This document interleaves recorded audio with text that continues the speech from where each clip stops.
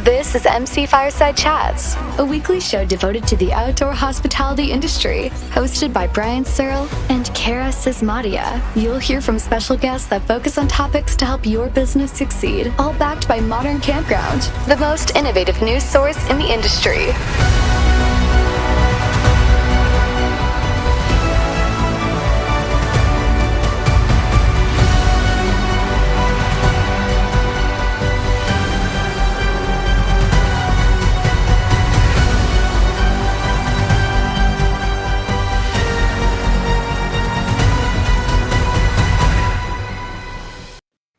Welcome, everybody, to another episode of MC Fireside Chats. My name is Brian Searl with Insider Perks here, as always, with Cara Csizmadia from the Canadian Camping and RV Council. It's the fourth week of the month, which means we're focusing on the RV industry and outdoor recreation for everyone here. We have Eleanore Hamm from the Canadian Recreational Vehicle Dealers Association with us, as well as Shane Devenish from CRVC and CRVA, which are too many acronyms for me to spell out for you guys, but he's really important, and that's why he's here. Also, Kurt joining us from National Parks Traveler, again, fresh back from all kinds of crazy, awesome trips that I wish I was taking. So he'll fill us in on those kinds of things and what he's seen at the National Park System in the United States. Susan Carpenter from the RV Women's Alliance is here with us, and our special guest, Rich Schnippel from Encore RV, who's going to talk about some overlanding and some other cool things that his company does. So what are we, I think probably where I want to start, just to get it out of the way, is, and we talked about this prior to the show, starting, Shane and Eleanore, is touch a little bit on the RV industry, dealer inventories, numbers, shipments, things like that, because on the surface, if you don't know what's happening, I feel like it looks bad, but it's not, right? No, you want to start, Shane, or? No, you go ahead, Eleanor. Yeah, I mean, we're hearing, we are seeing some media saying, well, numbers are dropping in terms of shipments as well as dealer inventories, or dealer sales. But I think that, realistically, when we look back, we compare our stats are over a year prior. So when we look back to 2021, it was the best year ever in the industry.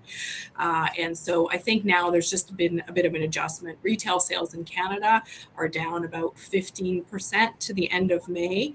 But when we look back historically over the last 15 years, it's still probably the second best year ever. So I think just the numbers that are being reported sort of tend to skew it, but it's still very, very strong.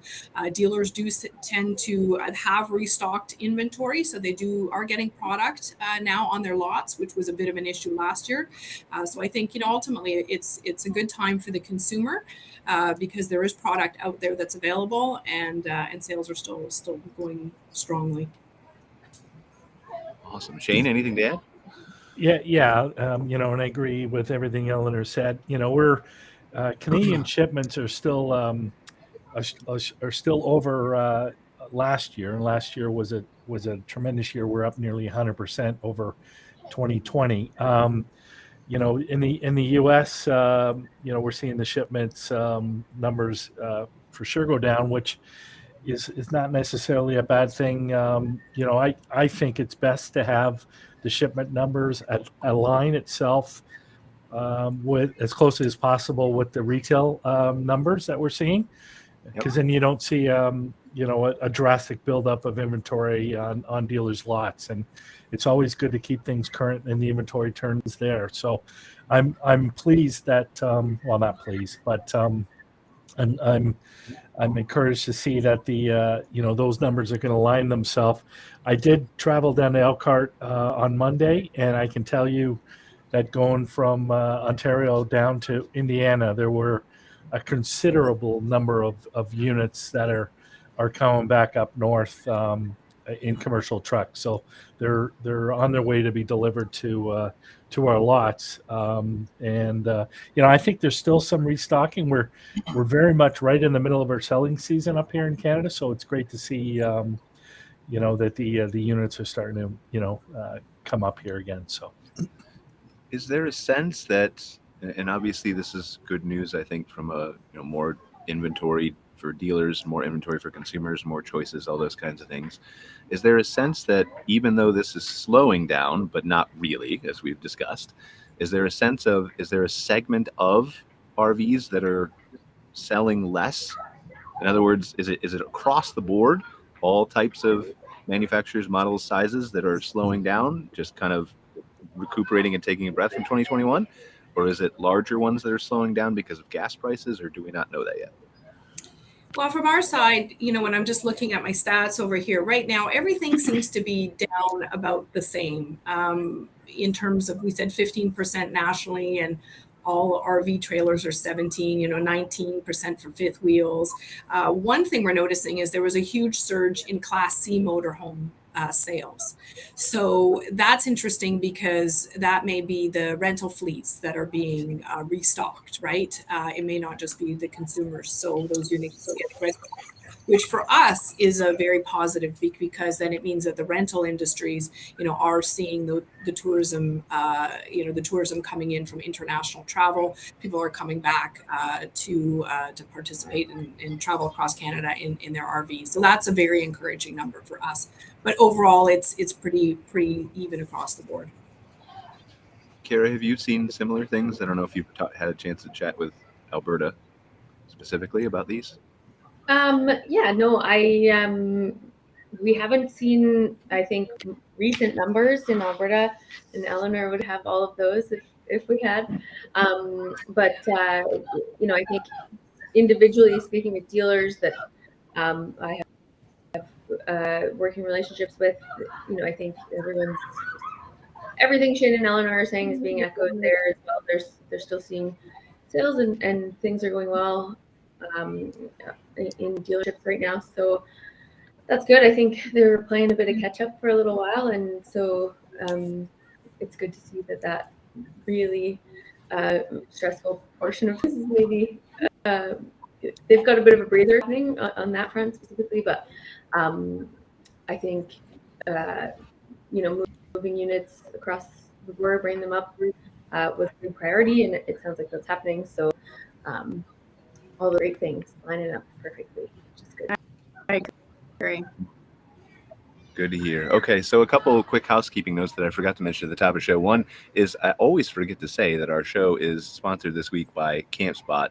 So if you're interested in a reservation system for your campground, they are a campground management platform that both staff and guests love. That's their quote. So I work with CampSpot closely. We have a lot of parks who use their software and things like that. So super happy to have them as a sponsor. And then they also have the CampSpot marketplace side too, right? Which is, as we talk about all these consumers buying RVs and having more choices in the lots and things like that, places like CampSpot's marketplace help them find a place to camp in, I think, just the U.S. now. But obviously they're going to expand to Canada. I'm almost certain of it. There are some parks in Canada listed on Marketplace, I'm quite sure. Are there? Okay. Mm-hmm. Okay, I could remember last time I looked. So anyway, CampSpot, thank you for being a sponsor of this episode. We are very appreciative of that. And then we'll see if we can get through this whole show. I want to talk to Kurt next about his trips to all the different national parks and what he's seen and stuff like that. If I happen to fade in and out and break, it'll be a better show. Carol, take over for me. It's like 40 degrees, which is why I'm sheltered under my hat and sunglasses. And for those of you in the U.S., it's about 100-ish. We're approaching it very quickly. So, Kurt, what's going on? Tell us about some of your cool trips that you've been taking and what you've seen at the national parks. I took off in late June for a 2-week adventure and went across Wyoming, through Nebraska, touched Iowa a bit, and came back through Kansas and Colorado into Wyoming, and then back to Utah. So it was quite the long trip. Along the way, I got to visit 4 different units of the national park system. And there's 2 things that I guess I'd like to address. One is I saw a lot of RV traffic on the highway. The gas prices hadn't jumped up too high at that point. I think I was paying between $4.23 and $4.79 a gallon. I saw a lot of fifth wheels, a lot of trailers out there. So that was pretty impressive. I went to 4 units of the park system that are not your name brand, household name brand parks. I went to Scotts Bluff National Monument in western Nebraska. I went to Tallgrass Prairie National Historical Park in southeastern Nebraska, and then down to Tallgrass Prairie National Preserve in Kansas, as well as Fort Larned National Historic Site in Kansas. And each one offers a little different flavor. Scotts Bluff is where the Oregon Trail went through. And it was kind of the end of the prairie, and here come the Rocky Mountains, and look out for that. Homestead National Historical Park is all about the Homesteading Act of 1863, where the federal government came and said, hey, if you can go out there and tame anywhere from 40 to 160 acres for 5 years and show that you've made it productive, you can have it for free. Tallgrass Prairie preserves a remnant of the tallgrass prairie that once swept across 170 million acres of North America, Canada, and the US. And then Fort Larned National Historic Site is a Civil War era fort. It's the best Civil War era fort preserved in the National Park System. And it's really kind of interesting to see how the soldiers lived out there on the frontier. But what I came away with was, in addition to the RV traffic I saw out there on the highways, it didn't seem to be slowing down at all. But there's a real concern in the National Park System, the National Park Service, that most of the visitors to the national parks are only going to 25 units. Last year, there was roughly 300 million visitors to the U.S. National Park System, and about 150 million, 150, went to just 25 parks, your Yellowstones, your Grand Canyons, your Yosemites, your Blue Ridge Parkways. And I sat in on a Zoom presentation yesterday, and the director of the National Park Service, Chuck Sams, was pondering about that and trying to figure out, why is that? And, one reason is that the National Park Service does not advertise these sites. Yep. But I can tell you in my travels, it was very reflective. There weren't a lot of people there. I had Fort Larned almost to myself. I had Tallgrass Prairie I shared probably with about 20 other people. Homestead National Historical Park, maybe 5 people. So on one hand, it's really kind of alarming. I mean, these are wonderful sites. They're poignant points in American history and in what they interpret. And people are just driving past them. And I'm not sure why that is exactly, if it's because the Park Service doesn't advertise them, if people don't care about it. It has What's to that? It has to be awareness. They just don't know what they're missing. Yeah. Possibly. The Traveler promotes these parks a lot. We try and promote every unit of the National Park System. Certainly, they're not in the news as much as Yellowstone because, frankly, Yellowstone has one of the better communications staffs in the park system. I think there are 12 units of the National Park System that have full-time communication staff, 12 out of 423. So that's part of the problem right there. The individual parks just don't have the staff to tell people what they're doing.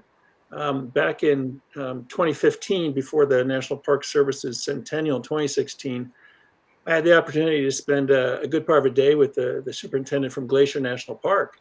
And I said, the problem you guys have is you got all these great stories, but you don't have the staff to tell them. So I think it ranges up and down the entire park system, from Washington not being able to advertise, Congress won't let them advertise, to individual national parks don't have the staff to generate press releases to send out to the Traveler and other media. And of course, it's probably been the same in Canada, but the journalism industry in the United States is not doing well. I mean, since 2014, I think we've lost almost 2,000 daily newspapers across the country, thanks to Facebook and Google and other online entities. And so there's just not that many media out there to promote these places. And one thing we're trying to do this year at the Traveler is promote the smaller parks, the Fort Larneds, the Tallgrass Prairies, and they all have wonderful stories to tell. I really enjoyed my visits to each one, and I'm enjoying writing the stories about them. Do you think that, and maybe this is a question for Rich, who we're going to bring in and introduce here in a second, do you think that as consumer behavior continues to change, like we've seen, and we've touched on this before on the show, we've seen some of the retailer shows that we've been to. Cara and I went to one in Alberta here in Calgary a few months ago, or however long ago that was. But the trend toward the smaller trailers, as you see the millennials wanna, and I don't know what the official definition of overland is. To me, it's overland, which is what everybody does, which I'm wrong about. But do you think as that behavior changes, that there's more of an opportunity to make some of these smaller parks that don't have the larger facilities or the big private parks nearby more accessible to people? And I guess maybe briefly to you, Kurt, and then we'll have Rich introduce himself and talk about why we have him on the show. I think you've got a point there, Brian, because each of the parks I went to, they don't have campgrounds. Or, you'd have to find a commercial campground someplace else. But I think a larger part probably is the lack of awareness, because I ran into a couple from Ohio, and they were driving out to Grand Teton and Yellowstone, and I ran into them in western Nebraska. And they had been that route before, and so they knew about Scotts Bluff, and so they wanted to stop along the way and just revisit it and whatnot. And as the superintendent told me, we're not a final destination in a national park vacation, but we are a destination. And I think by raising the awareness of these places, because the bulk of the U.S. population is on the coasts, and if you want to go to the Yellowstones or the Rocky Mountains, you're going to drive across places like Kansas and Nebraska and Oklahoma. And if you don't know these parks exist out there, you're not going to stop. You're not going to divert to them. There needs to be an incentive. Like, you can save money on your taxes by visiting the smaller parks, but you have to pay more in taxes by going to Grand Canyon. Like a scavenger hunt, right? You save 1% on your taxes for every tiny national park you visit. People would go then, for sure. But Rich, tell us who you, obviously president of Encore RV. Introduce yourself. Tell us a little bit about you, your company, and then I think we kind of just want to pivot real quick into what you can talk about overlanding specific, and whether you have some comments on what Kurt was talking about with the smaller national parks and trends there. Well, I've been in this industry for about 22 years, whether it be cargo and motorsports trailers, RVs, or the marine industry. But recently, about a year ago, we launched this company, Encore RV, and our focus was to be on smaller products, at least out of the gate, because we believe that there might be a potential recession or a slowdown. The cycle's been pretty high for a while, since about 2010. So we're on a 12-year roll, and that's not seen very often. That things continue to climb for that long. And having a smaller product, it was going to be a little bit easier for us to set up dealers, and we also knew that this niche of small trailers was still substantially growing.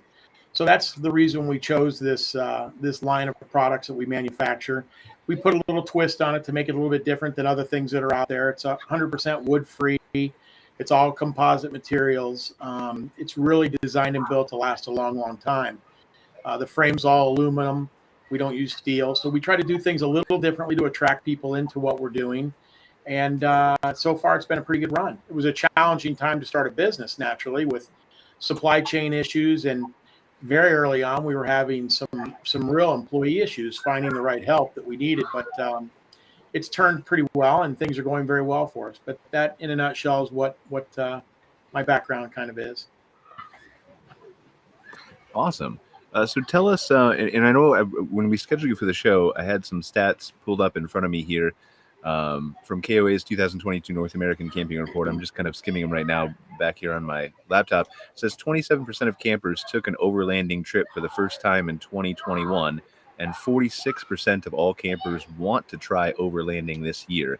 So I guess my first question is for those of people like me who have never owned an RV, because I can't afford one, and also I like lakes and cabins too, but we won't go there. But anyway, for those of us who aren't completely familiar with that term, what does overlanding mean to you or to the industry, Rich? Well, I mean, there's a lot of people have their own view of it, but for me, it's that guy that is getting out, trying to get off grid. He's got a vehicle and or a trailer. A lot of times it's just a vehicle that's overlanding with a rooftop tent, or sometimes even tent camping out of it. But they're kind of not going to the state parks or the federal parks. They're going off into, it can be often government-owned land, but they don't want to be in a campground with 50 other campers or 100 other campers. They're looking to get off and do their own thing and see the true wilderness that's out there. And for them, a lot of the times, there's two types of people. There's the guy that builds up the rig, the nice trailer, the Jeep that he's going to pull with, or whatever it might be. And, each of those, the things that they buy, they'll add on another $10 or $20 or $30,000 or more worth of accessories. That's a big thing that we see. And they may or may not ever really take it off road. They might just be on a fire road or on gravel or dirt, but they're not going rock crawling with it, so to speak, which a lot of people think overlanding would be, but it's actually probably not, even though it falls into that category as well. For us, probably about 85%, 90% of our campers will still take this into a campground. And we plan for that. That's why we have a microwave and an air conditioner, things that you would more need to do with either shore power or a generator. Even a good solar package with lithium batteries would have a tough time really powering an air conditioner the way most people would use it. A microwave is fairly easy to work, though. But the other thing that we're finding is the ages. It's all over the place. Well, I initially thought we would sell to a much younger crowd. We've got people that are either adding this to their arsenal of RVs. They might have a fifth wheel, but when the husband and wife just go out, they want to go by themselves. They want to try this lifestyle of smaller camping because you're more in tune with the wilderness when you're doing it in a small camper, because you're just not going to hang out inside of an adventure trailer. You're going to be outside. And when you show up somewhere in a fifth wheel, you've got all the conveniences of home. So this buyer's trying to look away from that a little bit and just explore nature a little bit more. But our buyer's been up and down all over from late 20s up to 65 years old, which is very surprising for me. And we do have a fair amount of first-time buyers as well, which is kind of nice. And what's beautiful about this is you typically don't need a specialty tow vehicle. You're not going to have to go out and buy a 3/4 ton or a 1 ton pickup. You're not dealing with a lot of tongue weight.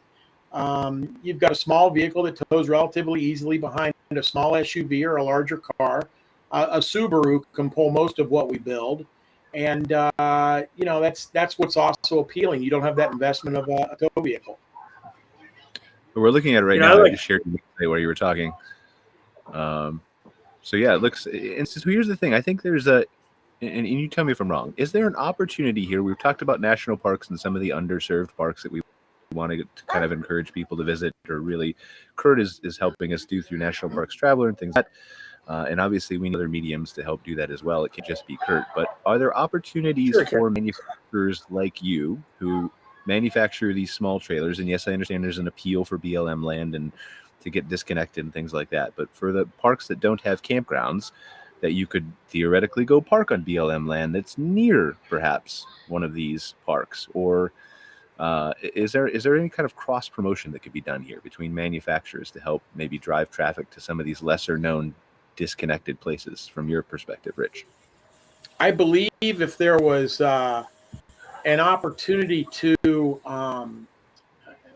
I guess if we had some way to put it on our website easily, where people could research and find places to camp that are along those lines, they would do that very quickly, would want to. And I can give you an idea.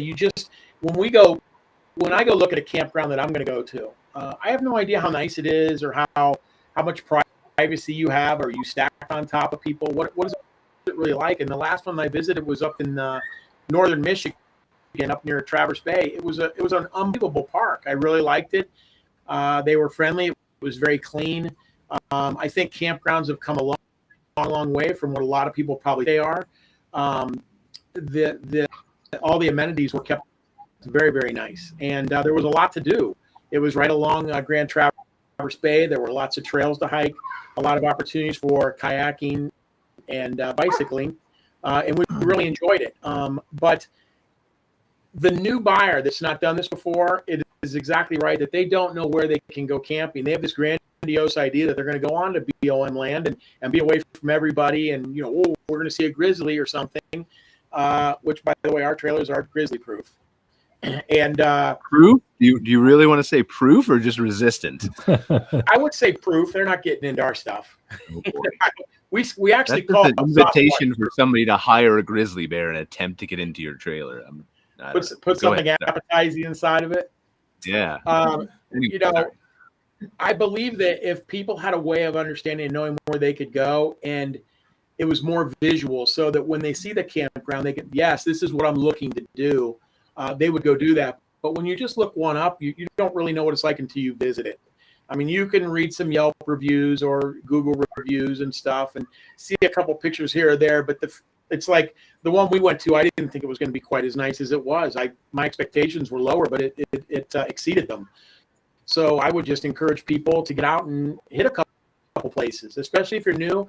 I think you're best to start your camping in a campground that's close by, so you get a feel for what you should be bringing along, and you're always going to find the 10 items you don't need to bring. It's that's kind of part of the fun, though, and a lot of our customers, they love that rigging aspect. They are constantly, continually upgrading and modifying.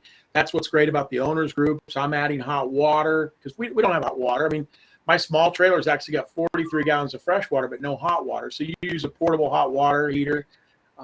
How are you attaching things to the roof, things like that? And, these groups are where people learn so much more about the product and how to camp and what to expect.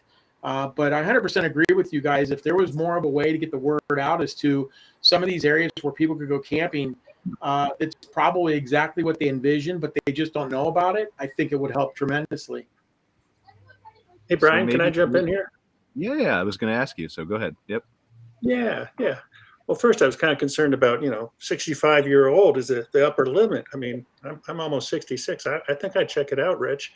On our trip over to Rocky Mountain the other day, we went through a national forest, and we had my buddy's pickup with a camper on it. And we just went up a forest road. We saw this little road dart off to the side. We drove up at about 100 yards and camped. I'm not so sure you could pull a trailer up there because you don't know if there's going to be space to turn around. And so that's something you got to, I don't know how you investigate that, Rich, beforehand. Obviously, if you have an opportunity to scout it out, that's one thing. But, Brian, going back to a couple of shows ago, I think we were talking about campgrounds in the national park system and campgrounds in general, and the Park Service's efforts to try and envision a 21st century campground. I was in Rocky Mountain, as I mentioned, and we saw a Forest Service campground right next to the national park. I mean, the border was right there together. And they were shoehorned in there. And I don't know if that's camping. I mean, I don't know how much enjoyment you get out of, being almost able to reach out and touch the RV or the camper next to you. We did go inside the national park, and the national park campground was a little bit better spaced. But I think that's an issue as more and more people head to the outdoors, is we have to revisit how we set up campgrounds and what type of experience you want to have. I mean, as Rich was mentioning, a lot of us want to get away from being shoehorned in and being able to experience the beauty of nature with a little elbow room, so to speak. And I'm not exactly sure how we tackle that without better education and I guess more surveys on what exactly people want.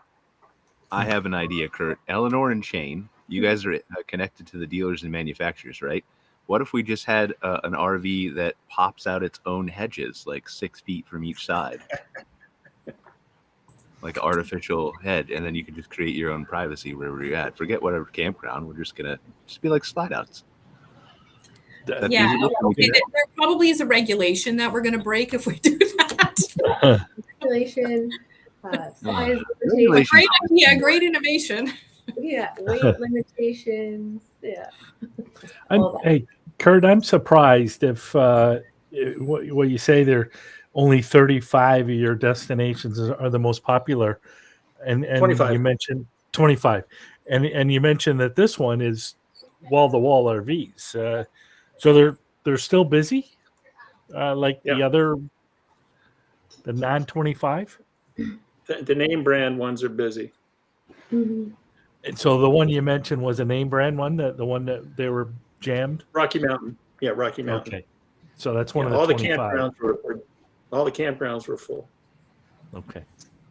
Yeah, I think we see the same thing in Canada. You've got the big national parks that are, that are well known, especially, where Cara is, Jasper, Banff.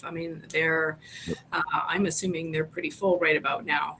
But you've got other properties and people don't always know. And maybe that's something we can engage our Go RV in Canada and our Go RV team to look at. They do on their website have kind of how to RV and information for first timers. And we talk a bit about the camping experience, but maybe try to highlight some more opportunities that are out there. Mm-hmm.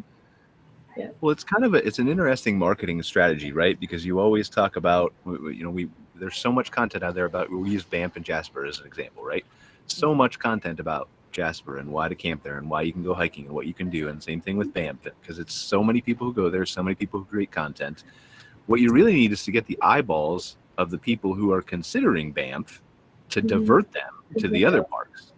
That's how you really need to reach them. So what we need is a video on YouTube like why Banff sucks, or don't go camping in Banff, and then people would watch that, and then you could present that in that video. Why Brian, put that with your hedge idea. Yeah. My head that with the rest of I've got a ton of great ideas. I'm not saying we should listen to anything I say, but seriously, really, like, I'm not talking about insulting. Honestly, I'm not talking about insulting Banff or Jasper. But the idea is sound. That's how you reach. You don't want to title the video that and create that kind of content, obviously.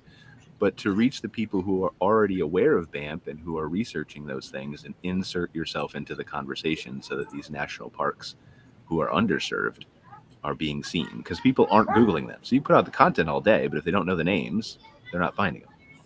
Well, but then the other issue is if the few campgrounds that are available are all full, then you can talk about another location all you want. If there's nowhere to camp, or if it's trying to say this kindly, or if it's a location that maybe can't provide the level of service and amenities that those consumers are looking for, then you're kind of in this conundrum where you can push traffic there all you want, but if you don't have capacity or service level the consumers are driving for, it's not going to work. I think we have a bigger issues in it, not maybe not sweepingly across the board, but in some areas we have a bigger issue where we have really aging infrastructure in lots of these parks. And again, I'm speaking specifically for the ones I'm familiar with here in Canada, but those kinds of limitations push guests to the parks that have received all the funding dollars to get renos and all of those things, right? So it's kind of a circular problem, in my opinion. Couple that with, I was talking with somebody from Alberta Parks a couple of months ago about us doing a better job of partnering between the public and private sector, so that in a dream utopian world, when so many consumers are searching for campground locations in Alberta, their first thought is those national and provincial parks, and they're often full and fully booked. And it would be nice to see us find a solution that helps push some of that traffic. If we have no sites in our public parks, that's a shame and sorry, but here's 5 privately owned campgrounds within however many kilometers of the park, and check them out for availability. There's better ways we can be serving the consumer broadly as an industry, in my opinion. Yeah, there are a couple. Go ahead. There are a couple internet sites that will do that for you. For instance, when I was going to Scotts Bluff, I knew there wasn't a campground at Scotts Bluff, and so the one is Hip Camp, and it's kind of a directory of privately owned campgrounds, and you can put in your destination, and it will pop up. Here's one, here's one, here's one. I think it's still spreading. I don't know if they operate in Canada. I will forewarn folks that I don't think that they totally review the members that they accept into their system, because the campground that I signed up for 2 nights was a cow pasture. And we have the hurdles around all of that stuff. There's regulatory concerns for me there. There's lots of boondocking situations that maybe don't have licensing and things like that. So there's so many pieces to the puzzle. It's I wish there was a easy answer. Well, no, and we know there's not, but that's why I think kind of it's good to have these conversations so we can start to tackle this piece by piece. And we've talked about that on previous shows, specific to Kurt. I know he came out with that brand new guide that kind of tries to bridge the gap, but ways to cross promote private public infrastructure, overflow, where to send those kinds of places. And so I think the more conversations we have with each other who are the stakeholders who can drive these conversations, the better we can kind of figure out, well, this is step 1, 2, 3, 4, 5, and on and on and on. Well, and hopefully we can try to also address, I think one of the biggest barriers is consumers don't necessarily understand the difference between a national park and a provincial park and a private park.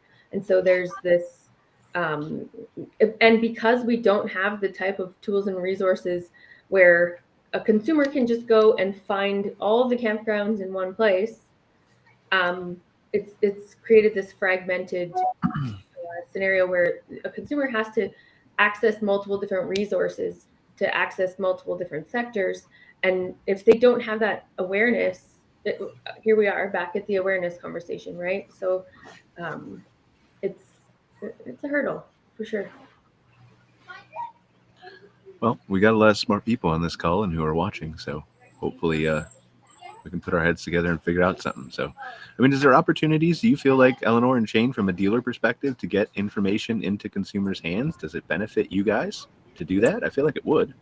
Oh yeah, absolutely. I mean, we always encourage, first of all, our dealer members to work with, the campground operators in their region, right? Develop a relationship with the campground operator or the campgrounds that are they're nearby you, and same with the campground operators. If you're near a national park, give them the information, be proactive, and make sure that you have that information to them. So if they're full, they can give your contact information out, for overflow. Dealers, I mean, there's a lot that goes on at the dealership level when someone's coming to pick up their RV.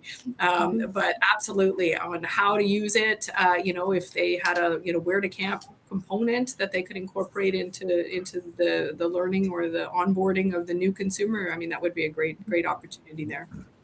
What if Kurt, I'm just throwing out a random suggestion for you, but what if places like the National Park Traveler could put together a guide, a booklet, 1 page, 2 pages, 5 pages, whatever, that could be given to people who purchase new RVs? What a concept.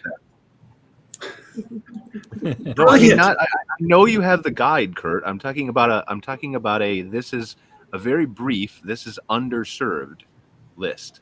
Like, here's some alternative, like, focus on this to avoid the overcrowding. Obviously in Canada when we're talking about this, but because you have your big guide, people are going to absolutely reference that. But targeted, niche, this is what we want to do. Well, in our guide, which just came out last month, I mean, we look at every national park in the U.S. that has campgrounds. So if it's a small park and has a campground, it's in that guide. If it doesn't have a campground, it's not going to be in that guide. Maybe down the road with further iterations, we could, include a small park without a campground and say where the closest campground is. It's a tough question. I'm not sure which way to go. I mean, if the general public doesn't care about the smaller units, it's not worth investing the time in it. And I'm actually today I was working on a survey to put out to our readership to see what the deal is, why they're only going to 25 units in the national park system. But we are thinking ahead to the second edition and what we can do to make it more responsive. And if there's interest from the Canadian RV industry to include Canadian parks in that guide, I'd be happy to go down that road too. Is the guide available for purchase, or is how do people obtain the guide? Yeah, we sell the guide for $9.95, and you can get it through Amazon.com, or you can go to the Traveler website and get it directly there. But I think it's a great resource in terms of parks that have the campgrounds. And Eleanor, I don't know if you caught earlier shows where we talked about it, but it breaks down everything from whether there's Wi-Fi to what the hookups are to how big of an RV will fit in there into that campground. And that's just there's probably 25 or 3 dozen different aspects that we look at for each campground. Is there and just continuing down this path, not necessarily with National Parks Traveler, but just brainstorming here, like, Cara, is there an opportunity for RVDA of Alberta to partner with somebody like National Parks Traveler or some other kind of publisher or whatever to kind of disseminate to dealers in specific regions, like, these are underserved areas of Alberta that you should maybe go check out, or BC, and here are some private campgrounds around them? I will say the Private Campground Owners Association of Alberta is already working closely with RVDA of Alberta to do that.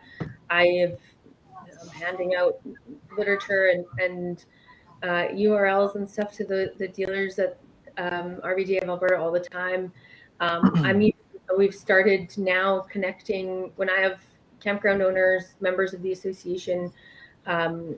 I've reached out to them and let them know that if they have availabilities that they're struggling to fill, whether it's seasonal or short term, if they send me that information, I'm now disseminating that out to dealers as well. Typically kind of around their region, but hopefully, I know we filled a couple seasonal sites that way this year in a couple of our member parks, which is great. I think sometimes that's a barrier to a sale is we'd love to get into the lifestyle, but we can't find a site. And so that's a great way for our organizations to partner. And I think that's one of the biggest benefits to the type of partnership that PCOAA has with RVDA of Alberta. And hopefully that will just continue to kind of grow and get more and more robust as we get more members and more active campground participation. Yeah, Brian, in a perfect world, and I can't believe after all these years how long this industry has been around, but why can't we have a central site where to find availability? Right now, if you want to find a site, you got to call 20 or 30 individual campgrounds, and it's very frustrating. And I would love to see how somehow the industry can get a booking.com or something that can talk to everybody. And I want availability near Sudbury, Ontario, and it gives me this park, and this park, and somehow I'd love for us to get there.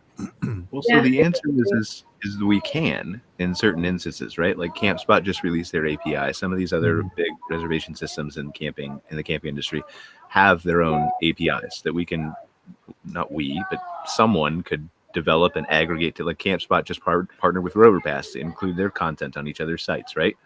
There are ways to do this. The problem is that it all takes time, it all takes money, and there are so many people who are trying to get into this space with their own marketplace and make a profit off of it, that it's an uphill battle to create something that's altruistic and doesn't really want to play favorites or anything like that with one reservation system or another, or private parks versus public parks or whatever, that you just are climbing this uphill battle against all these people who are throwing millions of dollars at advertising for their own site. We're all competing with each other.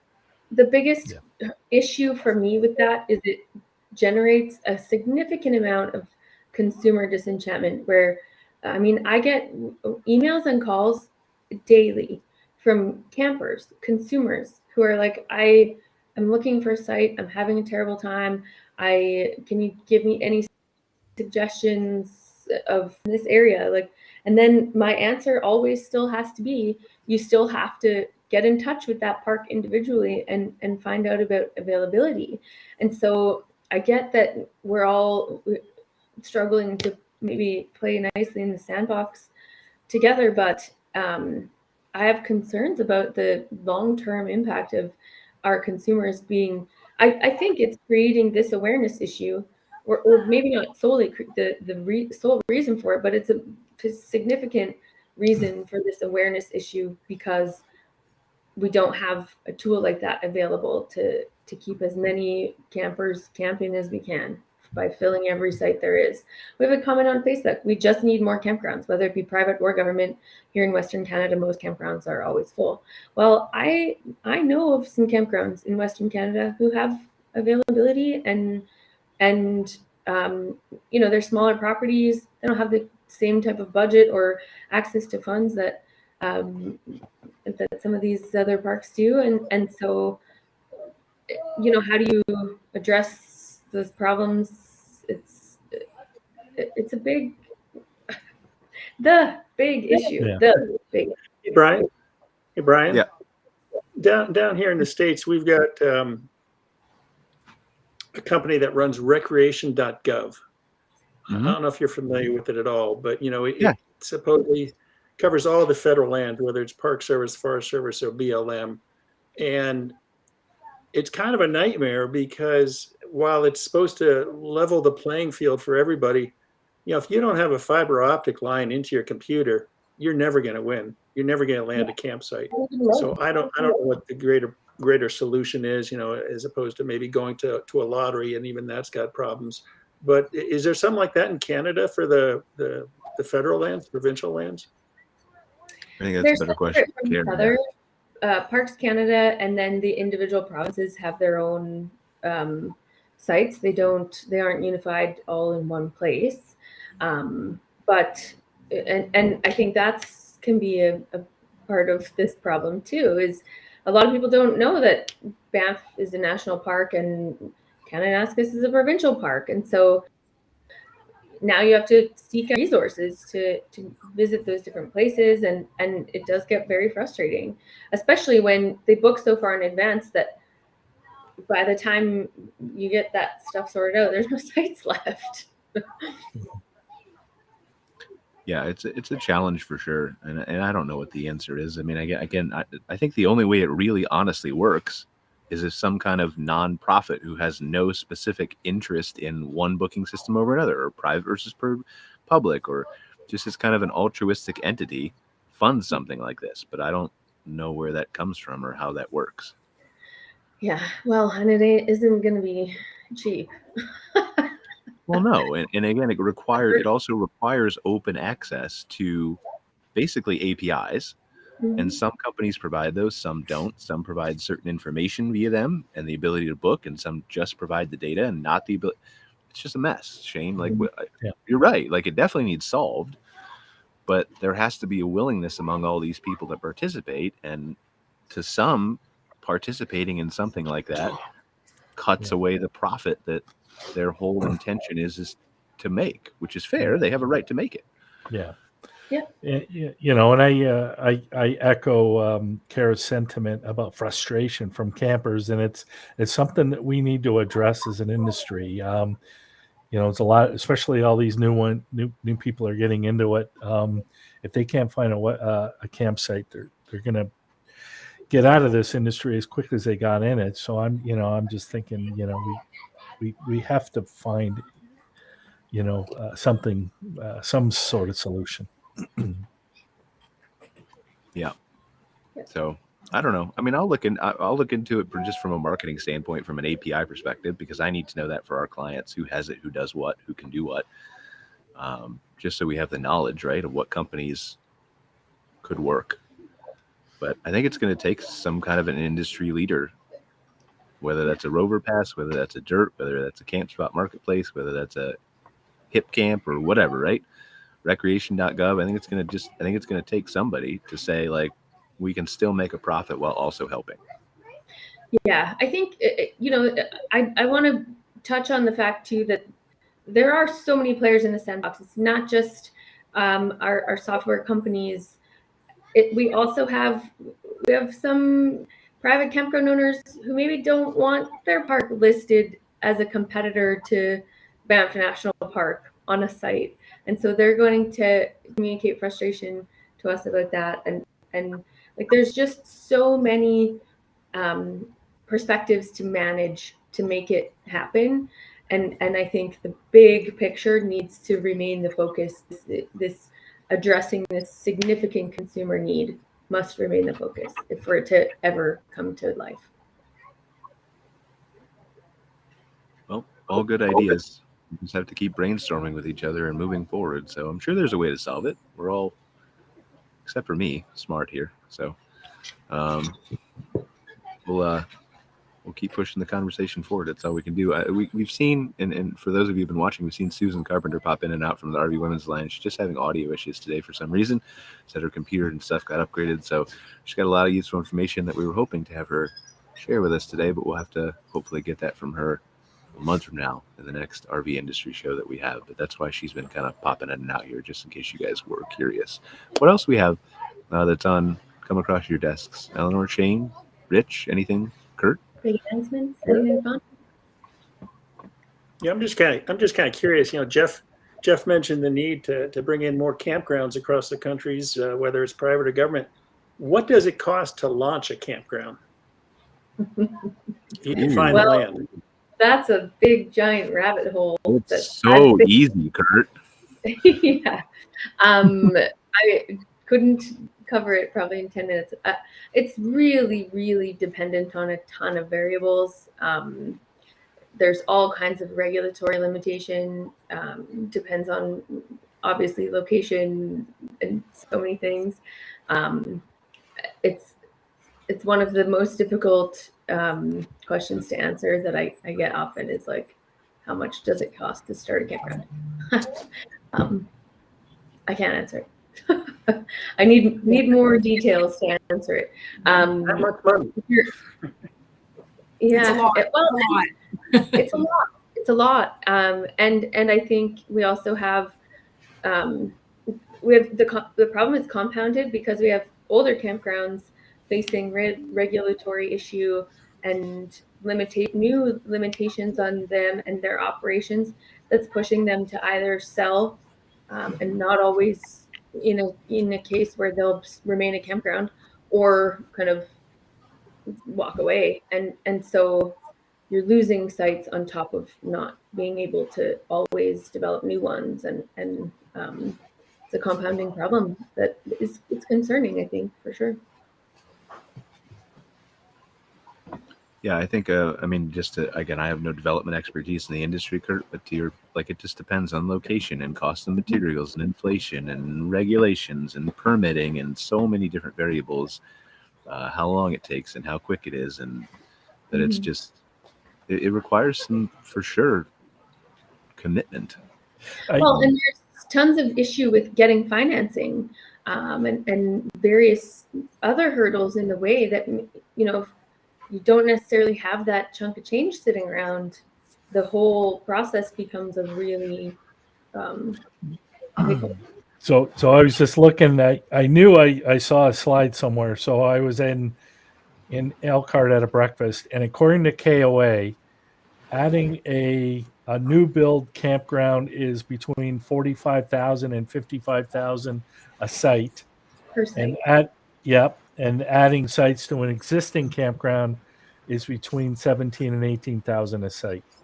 Yeah, those seem like good assessments to me. In my experience, the last campground development I personally did was it was 10 years ago.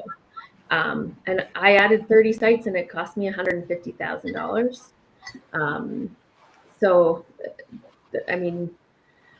I think there's a lot of variables at play, and that was 10 years ago. It's definitely more than that now. And it's the problem is, these communities and municipality and their councils don't see the benefit. They hear from homeowners who are arguing on one side, but they don't think about the economic impact of adding a new campground in their community. And that's something that our industry has been trying to help with it, to give those figures, because it is a significant footprint economically for any municipality adding a new campground. They just Can I? Yeah. Sorry, go ahead. Finish your thought, Shane. Sorry. No, it's just it's an ongoing process to communicate that. Can I ask, and maybe Cara, you know the answer to this, or Shane, or anybody else, but of that $45,000 to $55,000 per site, what is the biggest chunk of that cost? Is it materials? Is it concrete? Is it laying all the stuff underneath it? Yeah, for me personally, it was excavation cost, it was machine rental, it was labor, but certainly, electrical components, pedestals. I had to add a power transformer, all of the water infrastructure. That stuff adds up real quick. But top cost for sure was excavation and labor. And I'll bet you they're including all the, before you even put a shovel in the ground, costs. Yeah, the MOE studies, the permits, the lawyers, all that stuff. Yes. That averaged over the cost of the offices, the shower houses, and all that. I was at that same power breakfast, and I thought 55,000 sounded high, but when you averaged in everything that's at that park over all the spots, that's about what it was. I think they may have even included, it might be on an average of a 75 or 100 spot campground. I can't recall, but they talked a lot about the shortages because you've got so many new campers that came into this when they couldn't travel and go to hotels and fly. People still were going to recreate, and they needed to do it where they felt safe with just their own family. So camping was one of the quick things that people thought about. I mean, you couldn't buy a camper for a while. You couldn't get a kayak or a bicycle. Everything was sold out that you might possibly do during a pandemic when you had to stick around your family only. And when you bring in all these new owners, they need places to go, at least until they figure out where they can go that's not crowded. But we discovered that same thing you were saying earlier. It's you call and they might tell you, we only have 2 weekends this year left where you can kind of fit yourself in. And we were going with a group of people, so it was even tougher to find campgrounds that were, spots next to each other, which we were fortunate to do. But it is probably one of the biggest things, because when you go buy a big camper, a travel trailer, a fifth wheel, and you can't find a place to use it other than a Walmart parking lot, you're not going to keep it very long. Yeah. When you buy a small camper like mine, if you can't get in, you'll probably find another place to go, and you can use it still. So again, another little benefit of small campers and these overland style camping is they can kind of go almost anywhere. But there's definitely I don't know if I want to use the word, a loss of interest by people to put up campgrounds because they typically are, you don't make a ton of money. It can be good, stable money, particularly right now, but it's a big commitment. Just like if you owned a bed and breakfast, you need to be there. And you're committing your weekends and oftentimes your weeks to being there to be able to take care of your guests that are there. And that makes it kind of a challenge to find people that would be interested in doing those types of opening those types of businesses. And only thankfully for organizations like KOA that promote that type of stuff and help people find ways to afford to open up a campground or help them to get started to do it. Mm-hmm. Yeah, no, I agree, especially in an environment where it's so costly, it's so expensive, it's very difficult to get financing. It's a big undertaking. It's definitely a lifestyle that not everyone's capable of. Well, and financing is getting harder. Well, not harder, but more expensive now. So Expensive. Right now it is. Yeah. Mm-hmm. Money used to feel pretty free, and it's not anymore. To borrow it, it's escalating, and will probably continue to for a little while here. Yeah, agreed. we just need an army of like 6-year-olds with little bulldozer toys to excavate and save some costs for people. Yeah. We can think of all kinds of creative ways to save expansions, Cara. I probably shouldn't say this live on a podcast, but my son just learned how to operate the excavator and is going to be put to work on his dad's campground here too. So there's some innovators out there copying your ideas, Brian. Is that a real excavator, or is that one of the toy ones that? No, a real one. Like, real one. Yeah, I feel great about it. I mean, I would have been all over that when I was a kid. Like, I just because that's how I was entertained when I was a kid. I didn't have all the electronic stuff. They just said, go out into the backyard and dig a hole. I was thrilled. So yeah. He's digging holes. Oof. Yeah.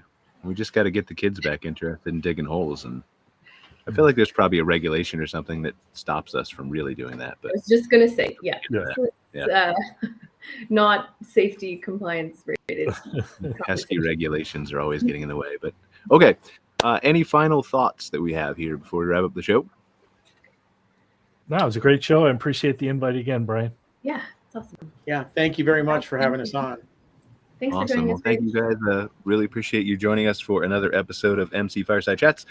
Next week is the first week of the August month, and so we're going to have our open discussion here with a few of our regular recurring guests. Looking forward to that. Always kind of don't know what we're going to talk about until we start the show, but I'm sure it will be interesting. So excited to have all those guys back with us. We want to thank our sponsor again for this episode, which is Camp Spot.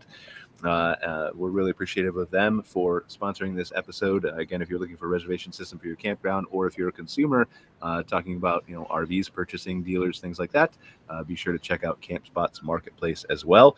And then if you want to check out our past episodes or anything like that, as a reminder, we are available on mcfiresidechats.com, as well as on a podcast that you can listen to later, Apple, Google, Spotify, all those kinds of places. So really appreciate everybody joining us, and we will see you all next week. Thanks, everyone. Thanks. Thank you. Thank you. Thanks for watching this episode of MC Fireside Chats, hosted by Brian Searl and Cara Csizmadia. Have a suggestion for a future show, or want to see your campground or company as part of an episode? Email us at hello@moderncampground.com. Join us next week for another episode. And don't miss the latest outdoor hospitality news and commentary from around the world at moderncampground.com.